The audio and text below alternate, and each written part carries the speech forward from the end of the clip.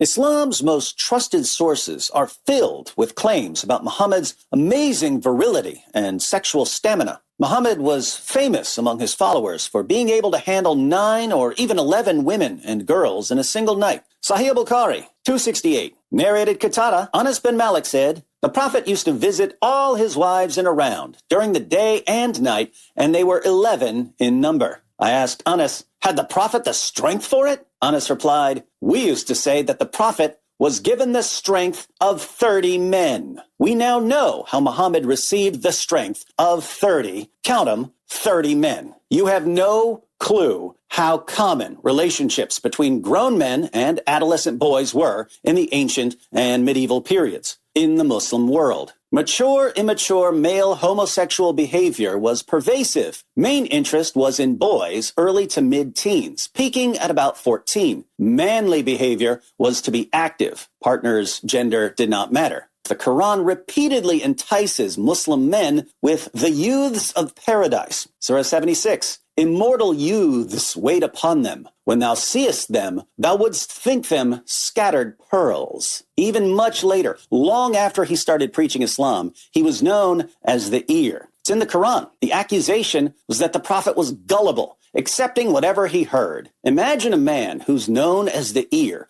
hearing about men injecting their manliness and virility into boys. Suppose this man wants to become the most virile, masculine, potent man on the planet. He would assemble a team of men known for their sexual prowess. Al-Zut are also depicted as being very sexual and virile, with very large penises. The penis of Al-Zut never weakens, meaning their large phalluses never go limp and are ever ready. Let's find out by reading a now infamous hadith from Musnad Ahmed. Abdullah ibn Masud related, the Messenger of Allah sent for me, so we set out until I reached such a place. And he traced a line for me and told me, stay between the two edges of this. Then the Messenger of Allah went off a stone's throw away. Abdullah mentioned a group of male members who looked like Zut people. They didn't have any clothes on. They came and started to ride the Messenger of Allah. And when the morning light broke, they began to go away. Then the Messenger of Allah came back exhausted and in pain. He said, indeed, I am exhausted. The men of Al-Zut rode Muhammad all night long. 30 men of Al-Zut. So, we finally understand how Muhammad got the strength of 30 men. He told an elite squad of 30 men of Al-Zut, known for their large penises,